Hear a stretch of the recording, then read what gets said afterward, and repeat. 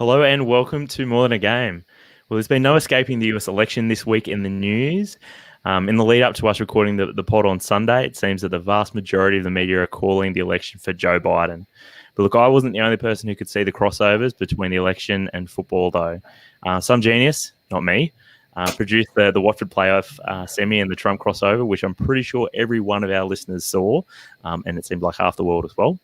Also, B is for Bastard on Twitter asked us if Trump going to the courts is just like appealing to VAR, and that people couldn't celebrate, just like the players have doubts whenever a goal is scored now. So plenty of crossover there as well. But while our moment of fame has had us doing the Dizzy Kid GIF for the last few days, there's also been plenty of stuff happening in the world of football as well. So look, let's jump in and unpack it. With me here is Colby and Killian. Colby, how are you doing today? Mate, pretty good. A little bit dusty after our first post-lockdown night at the pub last night. We were just talking about it before we started recording. So yeah, we're all feeling it today. The beers were cold and the football was entertaining. So it was just like old times. Killian, you joined us at the pub last night, and you also joined us for the pod today. How are you doing today? Are you a little bit dusty as well from last night's shenanigans? Also joining you in that regard as well. But thank you very much for having me back. Every time I get invited back, I'm always surprised. I always think it's going to be my last. So I'm definitely going to grab this episode by the horns and make sure it's the best ever. Keep him hungry for more. Yeah. Try to meet, keep him keen. Yeah, and also after your online fame as well, who knows? This could be a bumper extra few listens as well. So I'm sure the other boys. This is your highest, most rated episode. All the other regular guests would be very jealous of me just popping in last minute like John Terry to claim the glory. So is your sunburn then? Is that you rocking up in full kit? No, that's just me dressed up as Jurgen Klopp if a decision doesn't go his way. Oh. All right, boys. Break it up. All right, let's crack on with moment of the week, though. Killer, since you're the guest, come on, mate, take it away. It's probably old news at this stage, but I've been pretty pumped about it all week. I'm pretty sure we wasn't discussed in the last pod because we recorded beforehand. But Arsenal's historic win against Man United last week, a solid mid-table clash. But the first time we won away to United in, I think it's about 14 years or so. So long overdue. Would have been nice to maybe get one of those wins against Mourinho or Fergie. But at least you're saying it doesn't mean anything when Ole's at the wheel. I don't know where Ole's. Yeah, it's a tricky one, but I think it's a different United that we've faced, much like a very different Arsenal. So it would have been nice to have the Arsenal of old beat the United of old. It's good that they're still feeling in that game though. Like from I guess when both teams were relevant. Was it like 10 years ago? Yeah, for sure. It's kind of a reminder that a reminder of times of old as well, and kind of keeps you a bit hungry to chase. And also a good gauge of where Arsenal are at the moment, because United still managed to qualify for Champions League. So at least we're better than them, at least for the time being.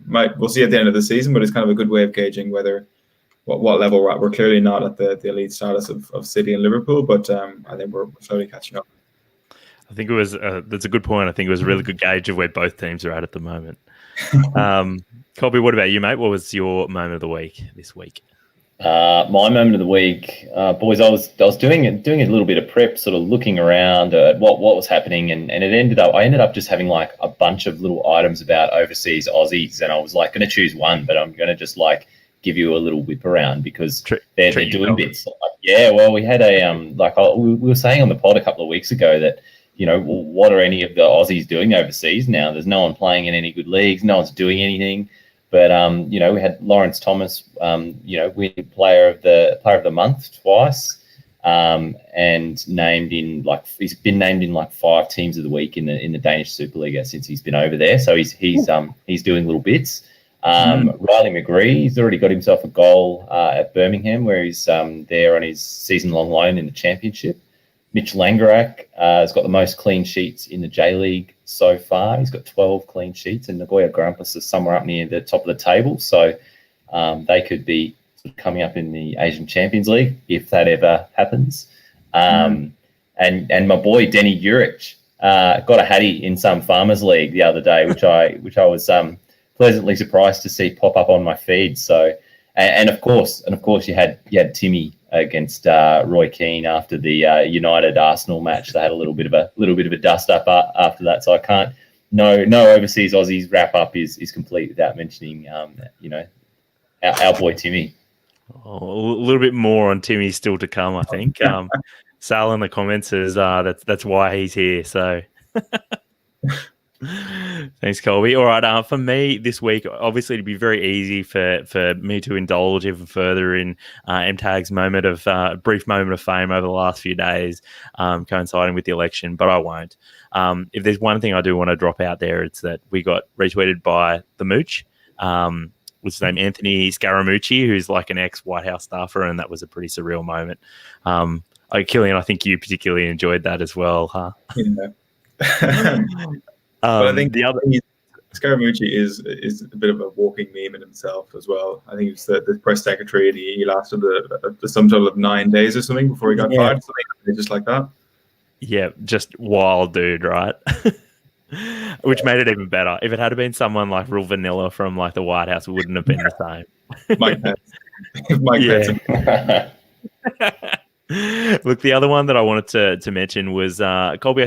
I'm not sure if it was you or Damo who actually threw this out there on Twitter, which is about I guess it was sending out some feelers for some feel good stories or just some funny stories about people and their experiences playing futsal. Like here in Melbourne, we haven't been able to play any futsal for 6 months, and for me personally speaking, the last 6 months, the thing that I'm missing the most, it's not playing. It's not watching football. It's not seeing my friends. It's playing futsal. So, a couple of highlights from the thread were Smithy. I'm going to assume that's not his name given to him by his mother, but Smithy's work team playing against a prison team said they were up 4-0, and then the prison side were making a strong comeback. I'm going to assume that it was either very close or it was even. And then his team ended up getting a late winner. Apparently, there were lots of screaming, yelling, and fear for people's lives due to the prisoners pretty much just going bonkers. Apparently, one of the prisoners. Yeah, I was almost like, nah, that can't be real. There's no way that's real. That's just like his team must have been running riot in there. Oh, geez. You can just imagine some of the tackles and someone appealing to the referee. Oh, come on, mate. Lock him up. That's terrible. It's assault. A couple of other things that stood out were some great team names or just real commitment to a theme. A couple of the team names that stood out was Norfolk Unchance, Bayer Never Losing, Sporting a Beer Gut. And there was also an Icelandic themed side with Icelandic jerseys, and they added sin to the end of all of their surnames and made Icelandic surnames as well. Crappy Feet and Bentekers as well were both good ones. I thought there was also there's a bit of crossover between like futsal team names and FPL names, so I wouldn't be surprised if we see some of them pop up in the future in FPL teams. They probably already are, but you never know. The final one I wanted to throw out there was about people giving it to fans or parents or significant others on the sideline when you've just won or scored a late winner or something like that. I appreciated that. So, all right, we'll move on to own goal though. Killer, you're the guest. Take it away, mate. Oh, thank you. So probably some personal own goals are. I don't know, maybe listeners of the pod may know I'm maybe the resident goalkeeping expert, and there was some shocking goalkeeping on display over the weekend, as well as I'm a big fan of the French league as well. So I was very intrigued to see kind of two big names from France, not so much big names, but Mendy, certainly the Chelsea keeper, and Meslier, who's obviously at Leeds now.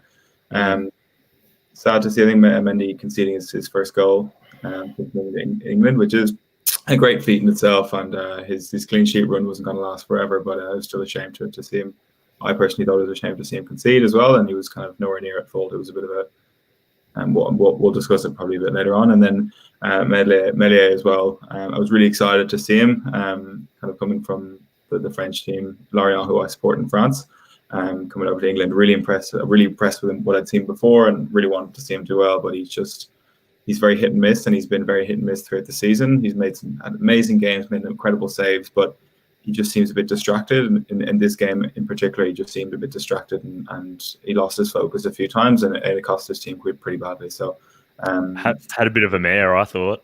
Yeah, for sure. I'm sure obviously we'll save that for the talk of the game, but it was the lack of focus, lack of concentration, and it cost his team pretty badly.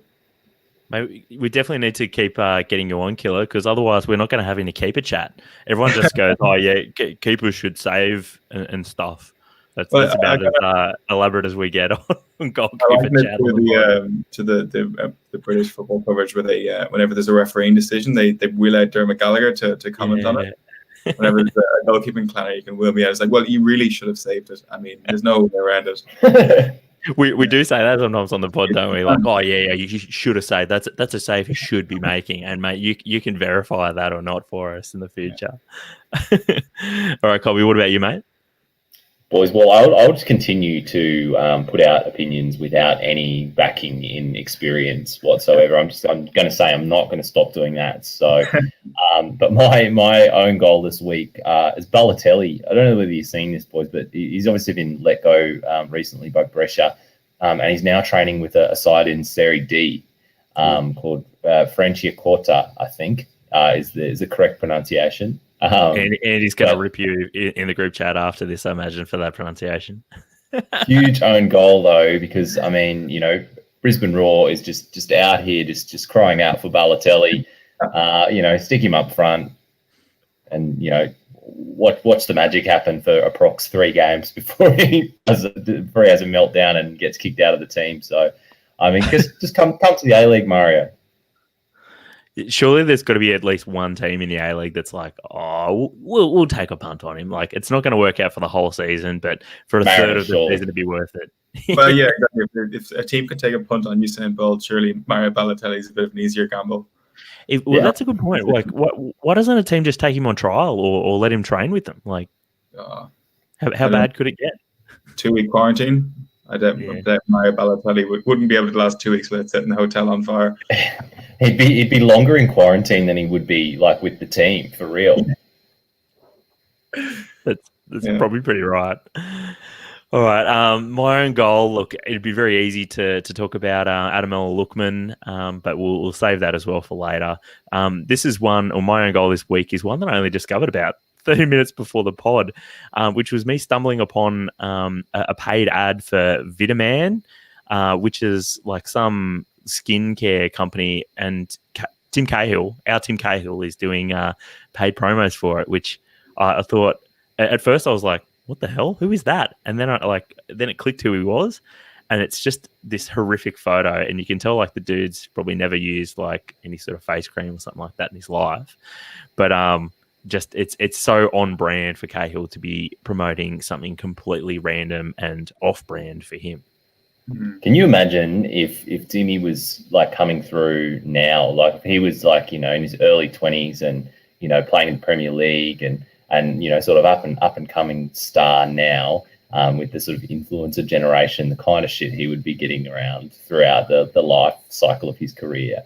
I mean, he's the OG influencer of the Socceroos, if I could put that in euphemistic terms. He was very fortunate that like he only started doing this sort of stuff once he had heaps of clout, and so like I think you're right, Colby. I think like he would have played one first grade game for any pro team, and he would have been flogging stuff. Yeah. Yeah, and it would have been more like Jesse Lingard sort of areas and less Timmy Cahill areas, because you're right. He got the clout first, and then just got to the end of his career. Saw his career coming to an end, and just decided to just open the floodgates on the on the vision. So Sal wants to know if we can call him creamy face Timmy.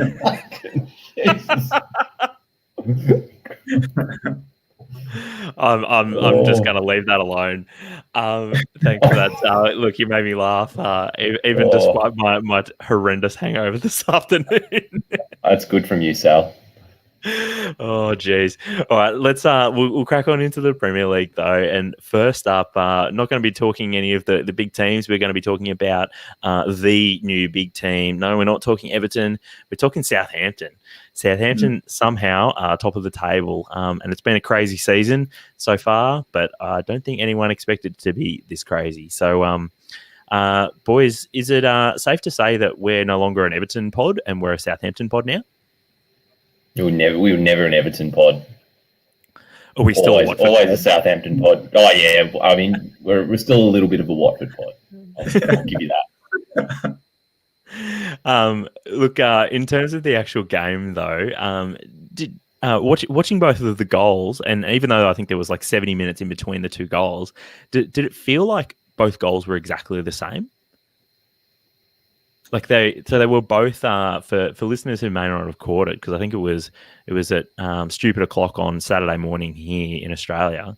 In both goals, I can't remember who's nicked the ball off of a Newcastle player, but basically they're just not getting rid, and they nick the ball, and then they play one or two more passes, and then they're able to finish really nicely. So. Both very similar goals, which I guess if there's one thing that one way that you can describe Southampton at the moment, it's that there's a very clear vision for how they're going to do it. More Timmy Cahill crossover there. There's a really clear vision for how they want to play, and they are executing it really well. You can see all the players have bought into it. There's a clear structure, and they're executing it really well. And I think a lot of people might have been worried that Southampton might have possibly sort of fallen over this week with no Ings, but no Ings, no worries, it seems, as well. Flying without Ings. Oh, don't mind that at all. Who's the Greek guy with who flew too close to the sun? Icarus. Yeah, no, Tommie, no, it's not your hands there. This is what happens. This is what happens when I pun on the fly. It just doesn't work sometimes. Ralph has got him flying though, Tommie. I think you're right. Like executing those game plans, the way they're counter pressing, the way they're sort of like hunting the ball down in packs. You saw that in this game, and that led to the first goal as well, where you saw Theo Walcott and I forget who the other player was, just sort of hunting down that ball, counter pressing high, and that's going to lead them to a lot of goals this season. So really great to see that style of football. Is just a manager, and we talk about, and we will talk about managers with no sort of appreciable style of football or game plan, but Ralph is definitely not one of those. Yeah, I think Steve Bruce would have been absolutely livid with like conceding those two goals, having like so much opportunity to clear the ball, and just not taking advantage of that. And what I thought was quite funny as well is the two goals came from really bad mistakes, failing to clear their lines. But Southampton created so many other chances of like their own right without needing Newcastle to mess up, and they couldn't convert any of them. They just had to. So Newcastle could have easily escaped that goal or that game, being like by far the weaker team, and still kind of nicked a draw. So yeah, I think they'll be really, really upset with that, because the keeper had a pretty good game, but it was just really silly mistakes. I guess this is the effectiveness of counter-pressing. Often, and Colby, you would have seen this probably three to 4 years ago with Liverpool, you can be a great attacking side, but sometimes when you're facing a low block, it's just really hard to play through. So sometimes you're better off like just winning the ball high, and that's how you're actually going to create a better opportunity. So for people that hadn't bought into the whole sort of counter-pressing thing, this was the perfect example of how effective it can be, even for maybe not necessarily a top-tier side. Well, I mean, they could be a top tier side, Tommie. Mm-hmm. We're about to lead into that. kind of. It was a little bit tongue in cheek, but look, there's been plenty of talk about Ole Gunnar Solskjaer throughout the week, and whether or not he should be keeping his job at Man United, and we'll get onto that a little bit more down the track. But I mean, Hasenhüttl never seems to be sort of in the conversation about moving to a bigger club, and like, to be perfectly honest, I don't understand why. But if there was another bigger club in the Premier League or even abroad, do you think think Ralph would be a good fit for. Who do you think it might be, gents? Would you like to see him go to a bigger club in the Prem or go elsewhere? Well, Ralph needs to get the results before he goes gallivanting off to a bigger club. Quite frankly, I think their finishes have been like 13th and 14th or something. I don't have the stat in front of me, but like he's definitely it seems to be galvanizing a good team, and they're putting in really good performances, and they're starting to get results, but they need to get those consistently over the course of a season. And you look back at Poch and Koeman, they had 6th, 7th place finishes. And they had Southampton up around there before they got their moves. So I'd like to see Hasenhüttl sort of get them finishing up around there. Yeah, he's definitely building a strong team, and they're kind of approaching that as well. But they need at least kind of one high finish just to maybe kind of build his kind of reputation high enough as well. But you must be giving like all these Southampton fans PTSD of losing their managers again. Every time we start these comments about Southampton are doing well, all their players just kind of leave the nest. Players, managers, just everyone starts picking them off. Well, and 3 years ago, they had a bit of a bust season where a bunch of players that they brought in just turned out to be duds, and now they've rebuilt some momentum and narrowly avoided relegation a couple of times, and now they're just looking like they're coming good again, and now everyone's talking about Hasenhüttl leaving, and they must be thinking, just go away, like we're just trying to build a little bit of momentum here.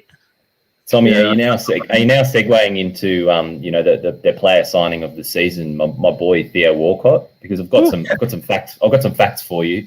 Come on, mate, lay him down. 4th of October, boys. 4th of October, Everton top of the table. 5th of October, Theo leaves for Southampton. 6th of November, Southampton top of the table. I'll let you fill in the dots. Theo Walcott is the unsung hero of both Everton and Southampton seasons. There you go. Heard it here first on More Than a Game. I'll tell you why, boys, and it's right here. Have a look at his left arm. He's just got the strapping there with big Jamie Vardy energy, and I think that's what's really correlating with some of those performances he's putting in. So make of that what you will as well. Is he wearing a power band underneath that? Is that what it is, maybe? It could be, definitely. Do you have any idea what a power band is? No. Is that one of those like magnetic things that centers you to the Earth's gravitational pull or something? That's the one. Like that. Yeah. So I'm pretty sure they were absolute bullshit, right? But they were something that was touted like a couple of years ago, and like some professional, it's the kind of thing that Tim Cahill would probably flog as being like you say, a way to center yourself to the Earth's magnetic field and to boost energy or I don't know, some bullshit, but you never know. Maybe Theo's got one and it's working for him. I think it is. Yeah. Alrighty. The same under his strapping as well. Yeah. He broke his arm 6 years ago and he's still wearing one. Alrighty. We'll move on. Actually, no, we won't. There's still one more thing we needed to talk about with Southampton. So after the Southampton match, Southampton social media posted "Stop the count" upon completion of the game, which I thought it was on point, perfect timing, and like perfect for that club as well. Because let's face it, I don't think anyone's expecting them to be there in probably about 3 weeks' time. So just perfect timing, and I think a lot of people they kind of like Southampton and are almost happy to see them having success. But that kind of thing really endears them to neutrals as well. It was one of those things, Tommie, like I think the tweet was just so perfectly well timed because like now I'm thinking about it and I'm just like cringing, not at Southampton, but like every single account on social media that's tried to do a stop the count, like gag at something else since, and I'm just over it now. I'm just, but when Southampton did theirs, it was the perfect time. So I'll allow that, but if it's current, like it works. But if you're trying to flog something from 3 years ago, nah, sorry, it just doesn't work. Yeah. I don't care if Brescia were top of Serie A 6 seasons ago, I couldn't give two shits. I'm sorry. All righty, we'll move on though. Up next is the game that we gathered at the pub for last night, which was Everton hosting Man United. what you would normally expect to be the red team being the top of the table and the blue team sort of languishing mid-table, but alas, this time it was the other way around. First time we had been at the pub for a football game, which was very much enjoyed by the three of us plus a couple others. But like I was saying earlier, Ole Gunnar Solskjaer was under a fair bit of pressure leading into this game. And Everton were missing Richarlison, who's still suspended, and I do suspect that James Rodriguez was rushed back. The result ended up finishing 3-1 to Man United after Everton did take an early lead. But guys, look, I want to funnel straight into James' chat. Do you guys think that James was a little bit underdone and that contributed to the result here? He definitely didn't look interested in running. He never does. Actually, no, that's a lie. I think that's like a Trump-esque lie that just gets propagated, and I don't know where that came from. Yeah, but I mean, it gets propagated, but we were watching the game last night and he did not really want to run. So that, I don't know whether that was fitness or desire, but I mean, the balls that he was playing though were just delightful, and you can just see what a class above everyone else in that to be fair, quite good Everton team is. So yeah, he even looked a class above them and just makes them even better. Well, actually, you mentioned about the balls that he was playing. I think that was the injury that he actually sustained, wasn't it? Didn't he have literally a testicle problem? I think that was why he was out for last week or the week or so You're ago. gonna have to do more research than that, Tommie, if you're going to start claiming that. What? Sorry, what? Sorry, you're gonna have to give us a bit more information about that. You can't just leave it there. Mate, that is all the details I know about James' testicles. I'm sorry, boys, and I'm sorry, listeners at home. I feel like I've just gone out on a bit of a limb there about James and the balls that he plays. But look, back onto the football though. I did mention that Everton took an early lead through Bernard after he snuck one past De Gea. We mentioned about goalkeepers, and that's probably one that De Gea should have done better with. Please confirm, Killian. Yes. Very good. Thank you. He was kind of a bit caught off guard, and it went through. I think it was Lindelof's legs as well. So I think the timing of the shot was really good. It just kind of caught everyone off guard, and maybe another day would have saved it. But I don't feel like he was the worst of many of this for this weekend. Yeah, 2020 De Gea was not getting that one.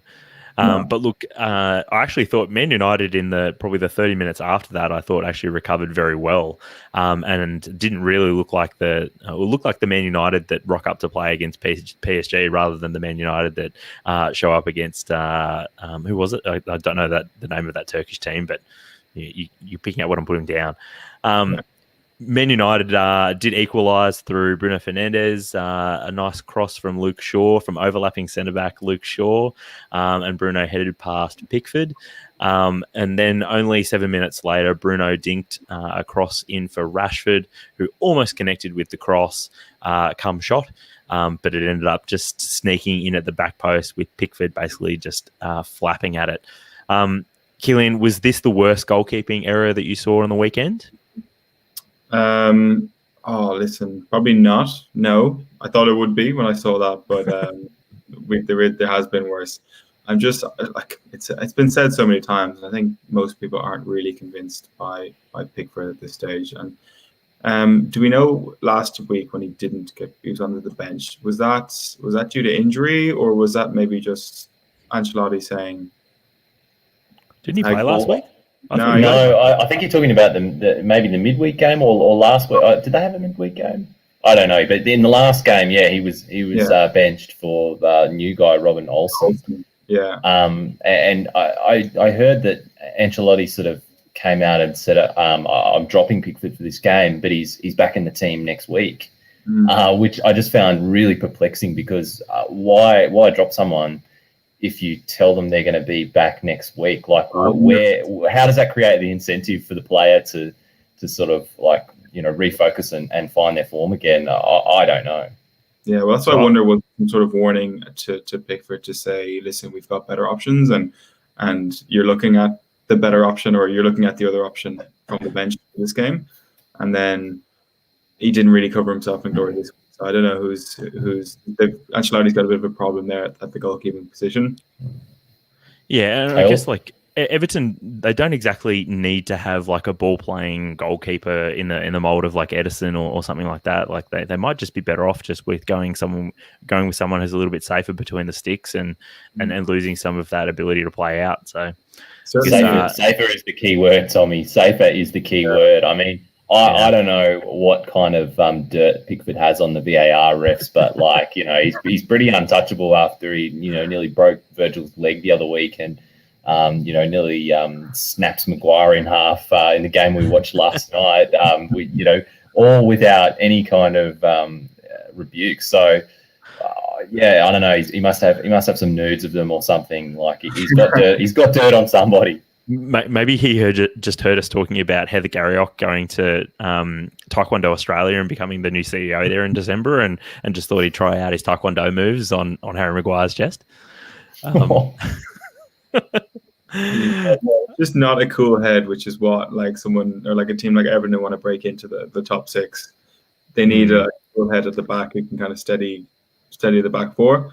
And it just seems he's kind of like constantly flapping at balls, flapping at crosses, always flustered. And he's also, I find his body language when he concedes as well, he immediately starts to get up and yells at his defenders, which as a keeper you always do if they've obviously made a mistake. But at a certain point, it feels like he's just trying to shift the blame to the rest of the team and not kind of incredible. So you suspect he'd be a terrible teammate, don't you? Like nothing's ever his fault. He's always yelling at you, even when he stuffs up. You're like, come on, mate, come on, just own it. Yeah. Have you seen? You're playing this game. You've seen the same thing as I can. Yeah, he's. So I'd be interested to see kind of obviously going forward if they keep the faith or if not going to be much of a market for him, and I can't really see him kind of quietly or being happily number 2 at Everton. So. They've got a bit of a tricky situation there. And I suspect as well they're probably paying him a lot of money, which is never good. I've actually wonder if Ancelotti might be onto something about giving him a bit of a break, because I think when you persevere with someone like, and we've sort of seen that a little bit with De Gea, if you give someone a break and an opportunity to sort of mentally recharge, I think it gives them an opportunity to come back. But some players, I think, that first of all, they don't want to have a break, and second of all, like they might almost be more mentally impacted if they're dropped. So it's a really tricky thing about whether like how you can best bring a player back from like a bad run of form, especially goalkeepers. Yeah, and I think Killer, you can jump in if it's something that is the case and being different with keepers, but keepers are a bit different in they seem to sort of need that confidence and that sort of expressly being told by the manager that they're going to be the number one. Otherwise, you see so many of them just sort of crumble mentally under the pressure of constantly having to fight for their spot, because all the keeper's trying to do the whole game is not make mistakes and not let the ball into the back of the net. Whereas, like if you're a striker, you're trying to score a goal and a mistake is just a miss, and you're sort of building as opposed to sort of starting at 100 or a clean sheet or whatever, and then you're only losing marks as a goalkeeper. So I think that the pressure must be really different.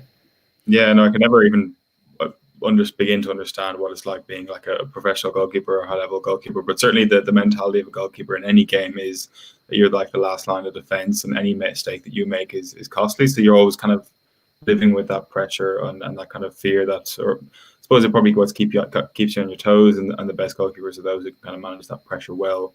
But certainly, you're kind of constantly living in that fear of if I have to be 100% the entire time, or else a mistake is going to be costly to my team. And that's it's certainly a different type of pressure, which maybe I think the further higher up the pitch you go, the more forgiving I suppose the team is with mistakes. With like obviously strikers, if they hit 1 out of 10 shots or 1 out of 10 chances and you win 1-0, they're the absolute heroes, even though the keeper's made 10 saves on the other end.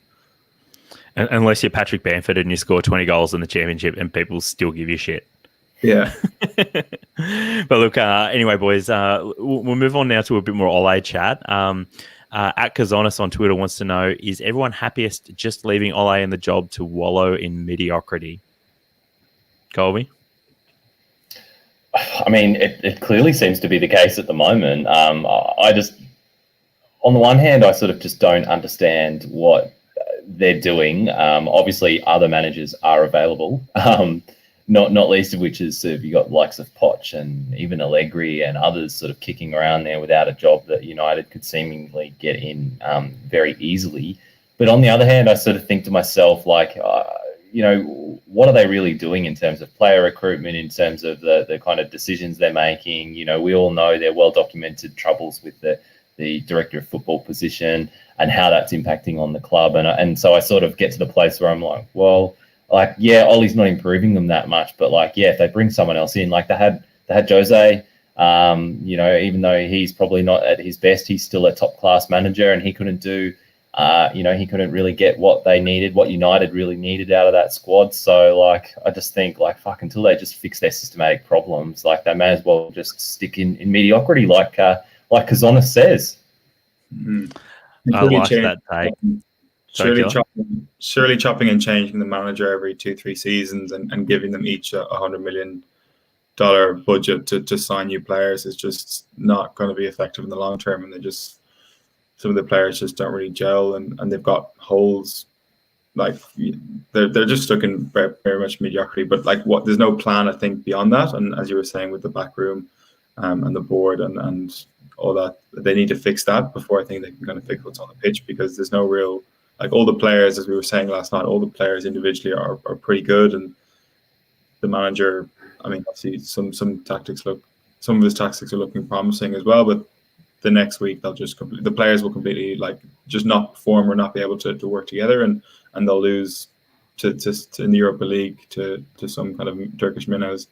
Yeah, well, that was the Champions League, right? Like, and like that I guess for me was just it was pretty bizarre, but it sort of highlighted how, like, Man United, like they seem to get like one or two positions sort of sorted, and you think, all right, yep, that's set, and I think that player, I think we can sort of set and forget them for playing 40 games a season kind of thing, and then you think, and oh, yep, now they've just got to concentrate on a fullback or a centre back or a midfielder, but they constantly always have like 4 positions that they desperately need a new one of. And I mean, it wasn't that long ago that we were talking about how they needed a replacement for Harry Maguire, but Lindelof was terrible, I thought, last night. Like, he was at fault for the first goal, and there was a table of Man United fans next to us, and they were all hammering Lindelof. And I mean, 6 months ago, Lindelof, he was the good centre back, and now Man United have got 2 dodgy centre backs, and they've got a right back who is kind of useless beyond halfway, and they've got a left back. They've got a left back who's elite. Luke Shaw, England 2021. Yes. I mean, he's going to have to compete with Cresswell, but I mean, it's going to be tough, but still. Mate, that is the perfect segue into more West Ham chat. So, look, in the last couple of weeks, I've been trying my best to get West Ham up to the top of the run sheet, and I think you've got to give credit where credit's due, boys. For me, for not putting West Ham at the top of the run sheet this week. West Ham won. It was even an eventful game as well. Big scenes at the end of the game. So, look, like I said, credit where credit's due, please. But look, I actually think I'm not sure if you guys watched the full one of this or just the mini match or something, but I got to say the first 30 minutes of this game were end to end, and it looked like you could have ended up with any score. But I tell you what, the second half was completely different. The second half was crap, and both teams started to get a little bit niggly. Both teams started to get really frustrated, and it was nothing like the first half where there could have been probably 2 goals for either side. Like I said, the second half, not really much happened, but then you get into injury time, and all of a sudden the game bursts into life. West Ham get an injury time goal with Ben Rama, the new West Ham signing, teeing one up for Thomas Souček, who finally opens his account for the season. I'm pretty sure he'd had the most shots on target in the league without having scored, so it was only a matter of time. And Tommie, I love the commentator when he scores this, going, the man who's barely had a touch all game. It was so weird, because I mean, he's been one of West Ham's best players pretty much since January, and so this actually was one of his far quieter games. So I was sort of taking notice and raising an eyebrow every time the commentators were saying that. But no, then only a few minutes later, Ben Rama fouled I think it was Tom Kearney in the box, and they went to VAR because the referee didn't initially give it as a penalty. Look, I got to say, I thought it's a soft pen, but it's a penalty every day, pretty much. It's just the way that football is at the moment. So yeah, a penalty every day for me. Any disagreement there, lads? Do you think it's soft or not a pen or? Disagree. I agree. At least there's a bit of consistency there. It's those types of challenges, no matter how slight, they can kind of zoom in, bit of contact, player goes down, penalty. One of those ones where because they watch it in slow-mo when they're looking at it in VAR, it looks worse. So it's even more likely to be given with VAR, I guess. But yeah, this was the real moment of the game where Ademola Lookman, with the last kick of the game, has got an opportunity to rescue a point for Fulham, who desperately need every point that they can possibly get. And he tries a Panenka, and probably the worst Panenka I've ever seen. And not only did it mean that Fulham got nothing out of the game after being given pretty much like a give-me at the end, Lookman was probably one of their better players as well. And so no one will remember that Lookman actually played pretty well. They'll just remember that he fucked up at the end. Boys, what was the Panenka that came to mind for you after you saw this one? Well, for me, Tommie, it has to be the Santalab one at the end of the grand final in the A-League a couple of years ago, where he just basically does a really soft Panenka to Andrew Redmayne. Andrew Redmayne just gratefully catches it, and he just it's such a shame. Like, there's this. If you miss a regular pen, I feel like it's okay. But if you're trying a Panenka, I just feel like there's an additional layer of shame attached to it somehow. And for Santalab, that was his last kick as a professional footballer ever. So that was just like, and everyone will remember that always. So it's really, really sad for him. And I really also felt for Lookman as well after this. He was obviously distraught, but like such a young guy, I don't know why he made that decision anyway. It's a particular sort of like player or mentality that says, yeah, I'm going to dink this from the penalty spot, right? Like for me, it really reminded me of Erebotiak's penalty, where I think he deliberately only just sort of nicked it, and it's like just dribbled over the line. And I mean, went in though. Yeah, I know. Like that was the weird thing, but I mean, it was the worst Panenka out of the three that we've just discussed. But yeah, he scored, so everyone thinks, "Oh, genius, man's a genius." Yeah, does it make it worse that he took the ball from Mitrovic as well, and like you reckon you had Mitrovic on the field to take, like, surely he's the easier guy who takes the last minute penalty. And I don't think Mitrovic scored should have put rank there, surely. Yeah, surely he's not above him in the penalty taking list. Where did that's come up before this season, hasn't it? Where someone's ripped the ball off of someone then missed. Oh, I mean, last season and the season before, you had it at PSG, didn't you? With Neymar, and in Man United, we've had it with Pogba and Rashford as well. So. Yeah, I think it was Man United where they were talking about like the penalty taker order and all that sort of bullshit. But anyway, look, Scotty wants to know, West Ham scraped past Fulham. Do they need to change their shape to beat teams that aren't going to push up and attack the Hammers? Probably a question for you there, Tommie. I wanted to throw it to either of you two to see if you had any thoughts on it. But it doesn't look I could not do justice to this question. Sorry, Scotty. Obviously, you and Scotty are the real experts on West Ham's shape. But fair enough. Go on. Scotty did do a really great breakdown recently of West Ham's current shape, and they didn't change their approach at all in this game between playing like a big team where they're going to be sitting deep, and in this game where pretty much they can take the game to Fulham, and. If anything, it showed that, they're still like defensively solid and hard to break down. But in this one, they were still trying, I guess, the same approach, but against a deep lying defense who weren't trying to sort of press or win the ball back. So it just meant that they were bombing forward, and like you had Masuaku or Kufal who were trying to put crosses in for Allaire, and it wasn't really working because like they couldn't get to the byline. And so later on in the game, Lanzini and Ben Rama came on, and like they weren't even trying to play the ball into their feet. So I think I think sticking with that current approach of that back five, I think that's fine. But they do need to change their approach once they make a sub. And if you're going to bring someone like Lanzini on, there's no point just like playing around them and then expecting them to get onto headers from terrible crosses. Start playing into their feet, and then I think you have a better chance of scoring some goals. But obviously, Lanzini and Benrahma haven't played a lot recently, so you can probably forgive, I think, West Ham for not necessarily playing to both of those respective players' strengths. Thanks, Scotty, for the question, though. Gave me an opportunity to go on a monologue. Moving on, though, to Crystal Palace and Leeds. And look, I thought this game, I didn't really have huge expectations for it. I thought, I'll watch the highlights, maybe the mini match, but it blew up, didn't it? I thought, Leeds, everyone's excited to watch Leeds, but and Crystal Palace have been pretty ordinary the last couple of weeks.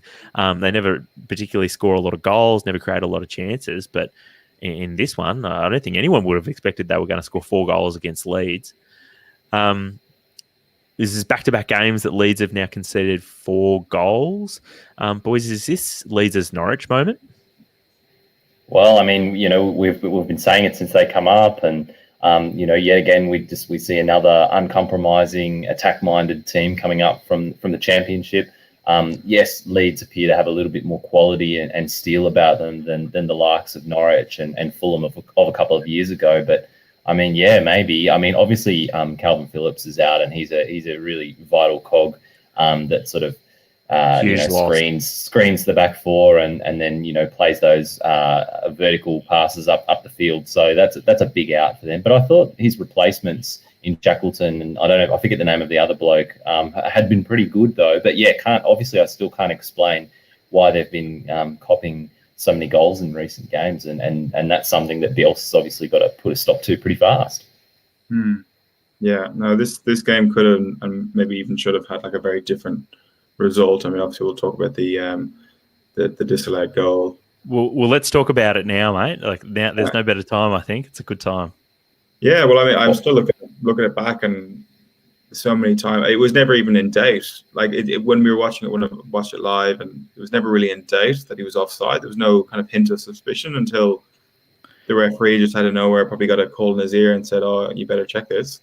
And obviously it's the way it's just so unfortunate, because that's exactly what you're expected to do as a striker, is like point, this is where I want it here, and he got played in perfectly to him. A lovely finish as well. I mean, Bamford's other goal was two really, really nice finishes this game as well. But Killer, I think you've just stumbled upon it there.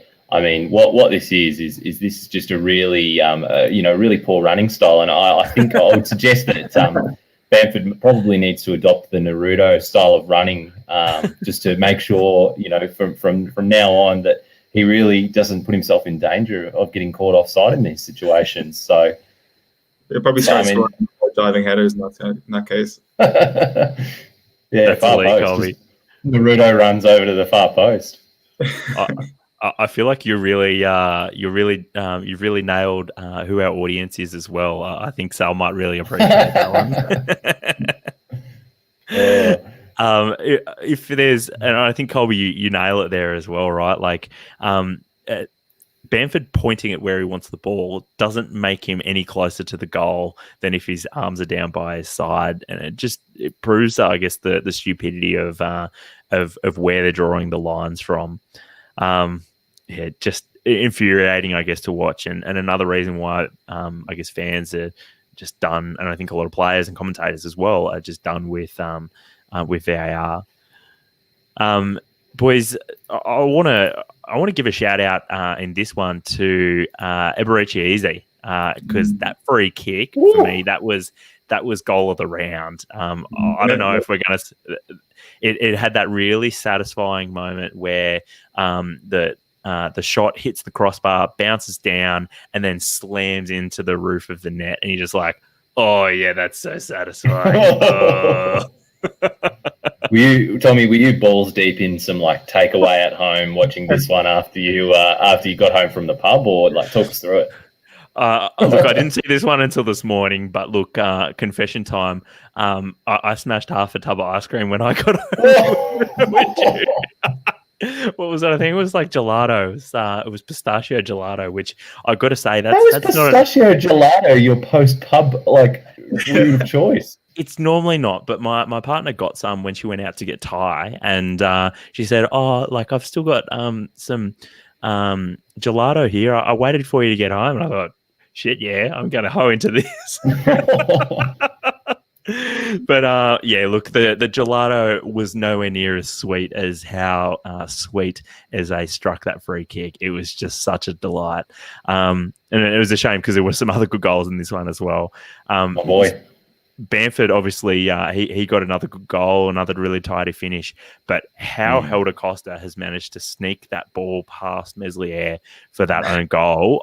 Couldn't have placed it better if he tried. Exactly. I'm still doing like the dizzy gif at home, like still trying to figure out how he's done it. And I think even he's still trying to figure out how he's done it as well. Just poor bloke.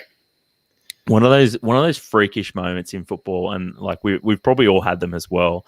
We were talking about futsal earlier in the pod, Tommie, and I remember there was probably one season where I reckon I got 6 own goals, or it's just something outrageous. I was just the most cursed defender you could ever have in futsal, and I scored a couple of really good ones too. But you never want it.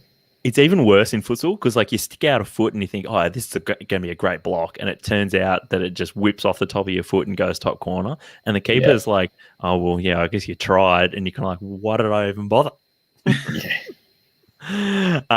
And look, I guess if there's one big achievement that Crystal Palace have made lately, it's that they've managed to make Jordan Ayew into a goal scoring forward as well. So another big achievement there for. He's very consistent. Last season he had a blinder as well, and he came in for only like $2.5 million or something like that, and he's turned into like a mainstay in that team. I just think it's remarkable what he's done since going there. 100%. It's. I still don't understand. It's another one of those like unexplained mysteries of the cosmos. Well, it defies the value of the transfer. It defies the purpose of the transfer. I mean, no one came out and said it, but when you see a transfer like that, he's clearly, the intention was clearly for him to be a bench player to Benteke. Everyone was expecting that, or even Sorloth when they got Sorloth in, the Norwegian big man. He was clearly going to play back up to one of those, and his form's just outshone, and Roy's just rewarded him, and now he's paying the faith. Yeah. What sort of reward do you think Hodgson would give him? Werther's original. You don't have to answer that. Werther's originals, yeah, definitely. Werther's originals. That's spectacular. Oh, jeez.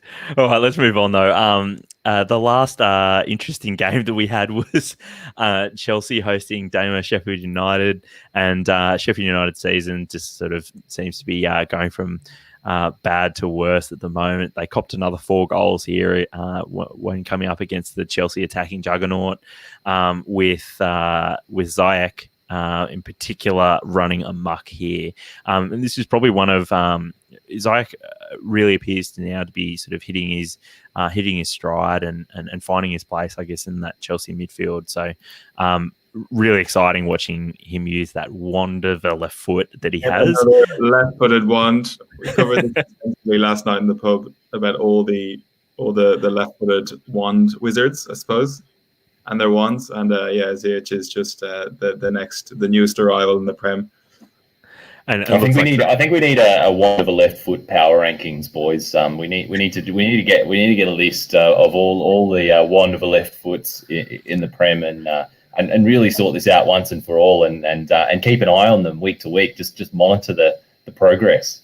And there's a couple of prerequisites. Like first of all, you have to be left footed. You have to probably play on the right, and you have to put heaps of curve on the ball whenever you pass it. Lots of whip. Yep. But look, we mentioned Ziyech already, but what I do want to talk about is the Chelsea midfield, because and balance is the key word that I want to throw out because Chelsea's midfield this season so far has struggled for balance. And I thought last night with Kante, Kovacic and Mount, I thought that looked like a really balanced midfield. You had a runner, obviously. You had someone who was going to be sort of playing the ball and I guess sort of creating, and then obviously you've got heaps of energy and you've got someone who's probably going to be joining the strikers as well in Mount as well. And I guess it goes back to a point that I think I made either last week or a couple of weeks ago about how I'm not sure that Mount and sorry, name's escaping now, the new German midfielder that they signed. Help me out here, boys. Havertz, thank you. That I'm not sure if Mount and Havertz can play together. Boys, what did you think of that midfield trio of Kante, Kovacic and Mount? I was particularly impressed with Kovacic last night. I thought he was really kind of pulling the strings. For the Abraham goal, he made a really good run kind of behind the lines and then was able to kind of force the opposition to kind of play on the back foot as well. Kind of really instrumental with kind of short passes kind of outside the box and lots of running like a big engine. He was kind of giving it everything. So yeah, I think in particular his performance at midfield stood out. Every time we have George on the pod, boys, he always gasses up Kovacic. I think he's just one of those players that just really goes under the radar, and also one of those players that don't show up on the stats that much. He won't get many goals or many assists.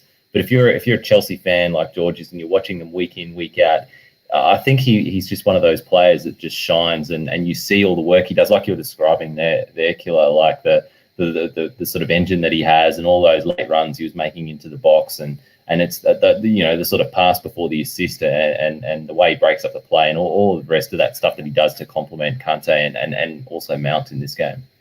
Yeah, we talked. Sorry to bring this back to Man United, but mentioned last night at the pub that how each of Man United's midfielders in their own right are all good players, but they can't make a cohesive unit out of them. And it comes back to balance as well.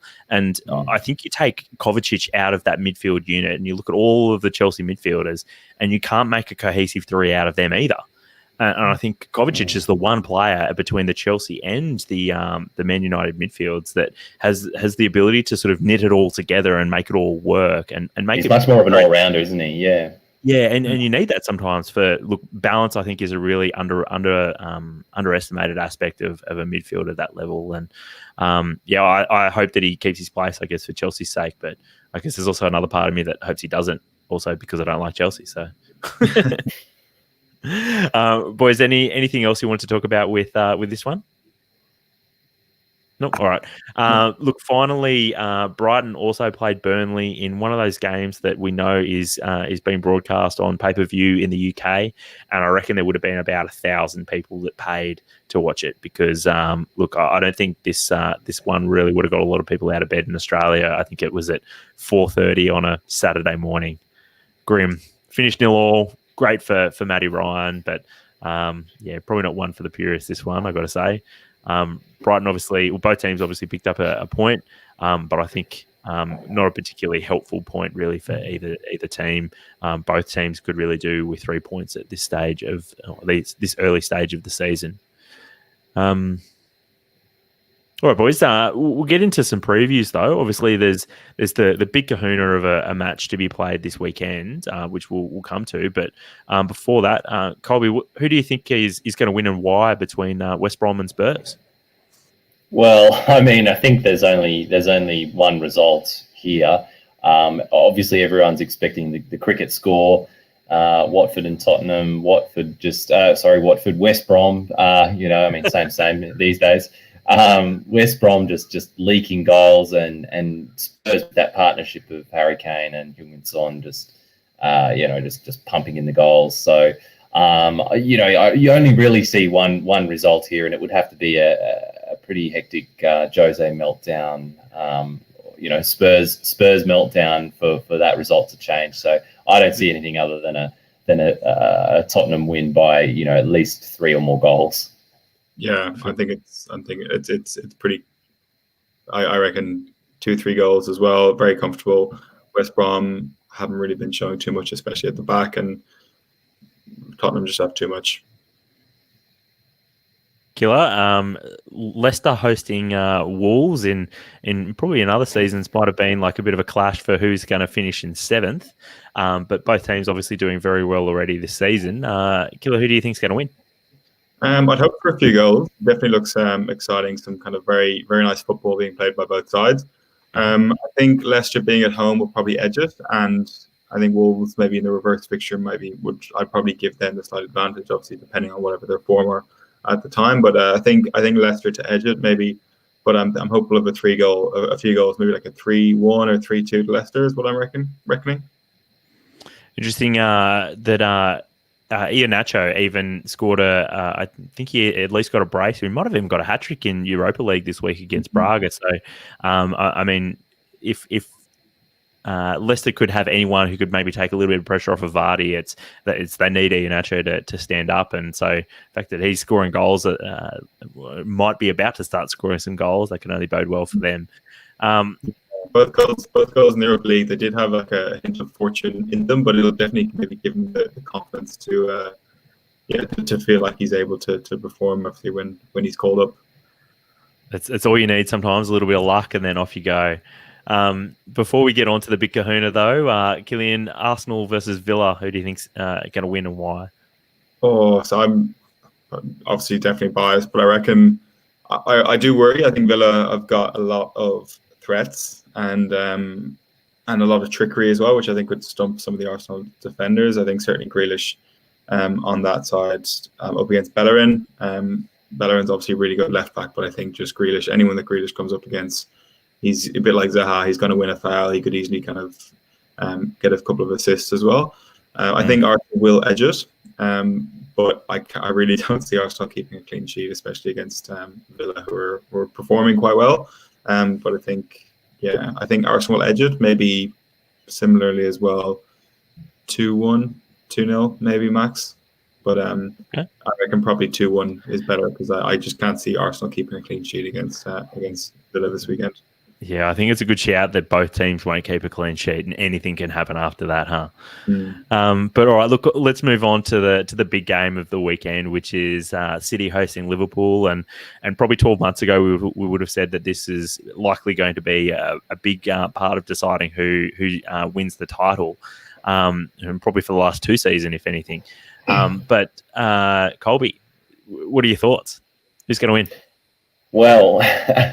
Very difficult to say. I think you'd have to say with the defensive issues that are well documented at Liverpool, that they're going to have their work cut out for them against a City side who, although they've been struggling to score goals, will still cause that sort of weakened back line that Liverpool have quite a lot of problems.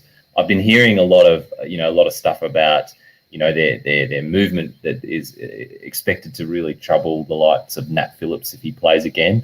That'll be one to watch. And also watch out for Matip, because I know he was on the bench the other day. So Klopp may rush him back in there for a bit of, another sort of senior head to sort of sit alongside Gomez and shore up that back line. So I wouldn't be surprised also to see Matip get rushed back early for this game. So that's obviously the big thing. Can Liverpool's makeshift backline handle City's movement? That's the one big narrative that's going on around this. And the other one obviously is for Liverpool. Is Klopp going to start Jota after his really hot form recently in the Premier League and in the Champions League as well? He's racking up a hat trick midweek. So a few stats here. Jota's got 7 goals in his current, I think, 10 appearances or something, and Firmino's got just the 1.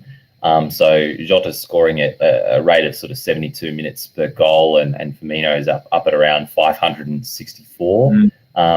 Yes, so Jota's obviously making the case for himself, but Klopp's obviously pretty publicly backed Firmino, and the other work that Firmino does is obviously well appreciated by Klopp. But so that'll be a very interesting one to watch, and would not be at all surprised to see Jota come into the starting lineup. He showed that I think it was midweek in the Champions League when he played through the middle that he can do maybe not exactly the same as what Firmino provides in terms of like sort of creating that problem for centre backs of follow or sit.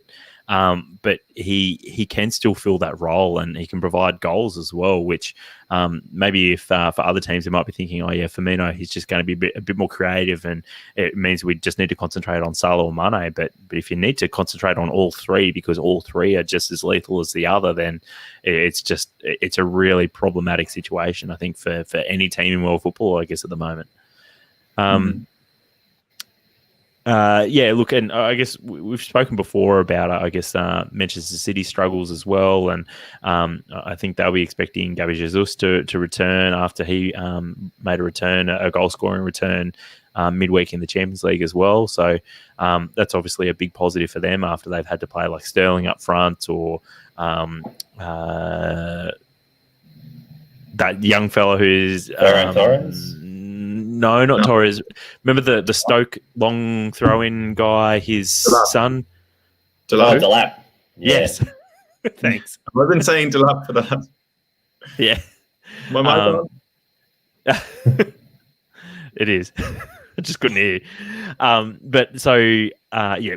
Much more promising things, I guess, for City. So it's weirdly curious game because we've had so much disruption for both teams so far this season, but it almost makes it far more unpredictable because of that. Like City aren't in particularly good form, and Liverpool have been they've been getting results, but haven't necessarily been putting in the performances that might have gone along with those results as well. So you really don't know what we're going to get out of this. It could be an absolute classic where there's 7 goals and both teams just finally sort of turn up and play some great football, or it could be terrible. It could be like a 0-0 draw and everyone just goes, oh, God, I hope we never have to talk about that ever again.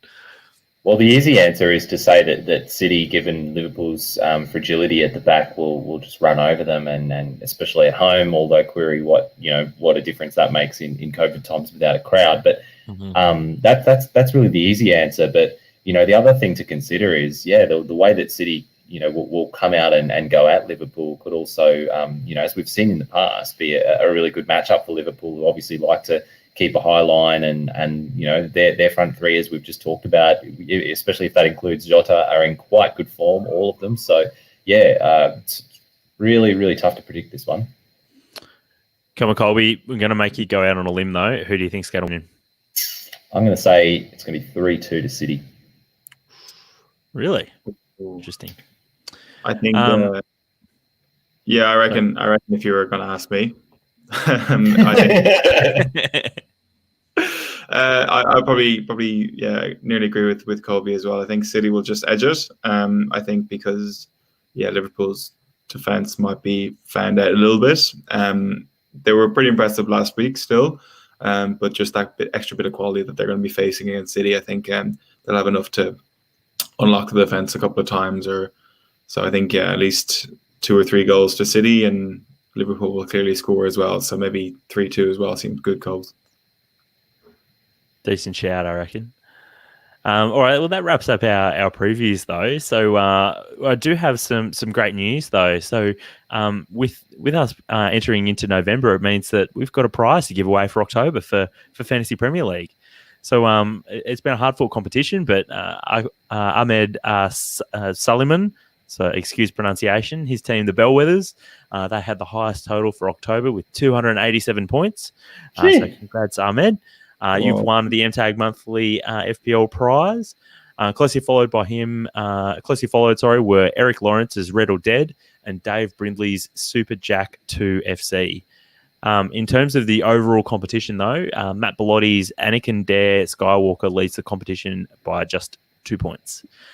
So it's still very close. And in terms of the MTAG hosts, Jesse is winning that by a long way at the moment. So congratulations, Jesse. I can see he's in the comments. I'm expecting him to pop up at any moment with some sort of what a moment. But there we go.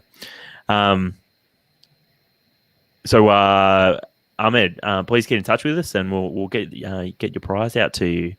This will be a real marker of who's listening to the pod, Tommie. So. Indeed. And if you know Ahmed and you're a listener, then please let him know that he's missing out and he needs to get in touch with us. and also subscribe to the pod, Ahmed. Yeah. All right, look, that wraps up the pod for another week. Obviously, you might have tuned in to see this either live on YouTube, or you might be watching it on replay on YouTube.